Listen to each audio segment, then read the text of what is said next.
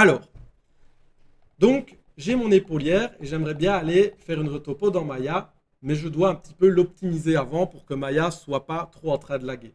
Je vais utiliser un algorithme qui est directement intégré dans ZBrush qui s'appelle le décimation master. Décimation master, c'est un algorithme qui va analyser l'objet. Ça, c'est la première étape. Deuxième étape, quand il l'a analysé, il va créer une version de l'objet beaucoup plus optimisée en termes de géométrie. Okay, là, on voit que quand je zoome, j'ai beaucoup de petits polygones. Eh bien, lui, il va faire des triangles partout en respectant un maximum la forme que j'ai sculptée. Mais par contre, il va faire des triangles plus grands. Donc, je vous montre comment ça marche. Ici, j'ai mes deux épaulières. Elles sont sélectionnées, j'ai affiché que ça. Je vais dans Z Plugin, Décimation Master. Et là, ça fonctionne en deux étapes. Première étape, Decimate Current, Pre-Process Current, pardon. Je clique dessus et ZBrush fait une analyse. Vous voyez, là, il l'a fait. Bim, bam, boum. OK. Il vient de l'analyser. Techniquement, pour nous, visuellement, il ne s'est rien passé. OK. Il ne s'est rien passé, mais par contre, dans la mémoire interne de ZBrush, il s'est passé plein de trucs. Lui, il a vraiment retenu l'objet et la manière dont l'objet était fait. Je retourne dans ZPlugin. Et cette fois, plutôt que de cliquer sur Pre-Process Current, je clique sur Decimate Current. Et regardez la géo, ce qui va se passer. Je zoome un peu pour que vous voyez mieux. Hop, Decimate. Et là, boum, il vient de me recréer là, le même objet. Il ne me l'a pas dupliqué, hein, c'est toujours le même. Mais il m'a recréé une topologie dessus qui est beaucoup moins propre. On est d'accord, c'est plein de triangles, c'est horrible. Mais par contre, dynamiquement, il a su comprendre les endroits où j'avais plus de détails et les endroits où j'avais moins de détails. Et il est allé mettre dynamiquement plus de tessellation aux endroits où j'avais des détails et moins où j'en avais moins. De la sorte, je suis passé de 620 000 active points à 125 000.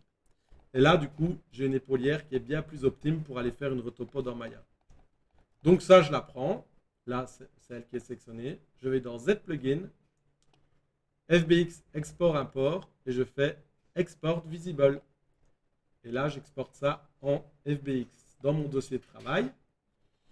Et dès maintenant, vous allez beaucoup travailler avec des bonnes nomenclatures. D'accord? Ça va être très utile plus tard quand on va faire le baking.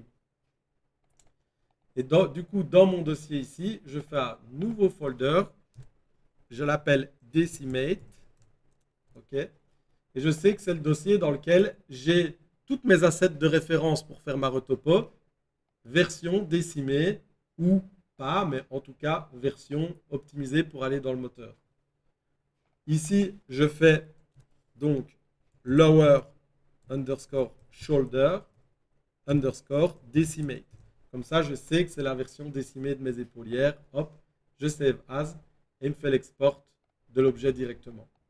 Dans ce cas-ci, on fait l'export que de l'épaulière pour l'exemple. Mais si votre personnage est complètement terminé, vous pourriez tout à fait, après avoir bien sûr assemblé les parties qui vont ensemble, d'accord, vous pourriez tout à fait faire un Z-plugin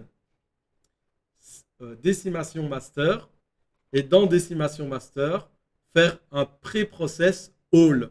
Et dans ce cas-là, il va faire une analyse de tout votre objet, tous les objets visibles.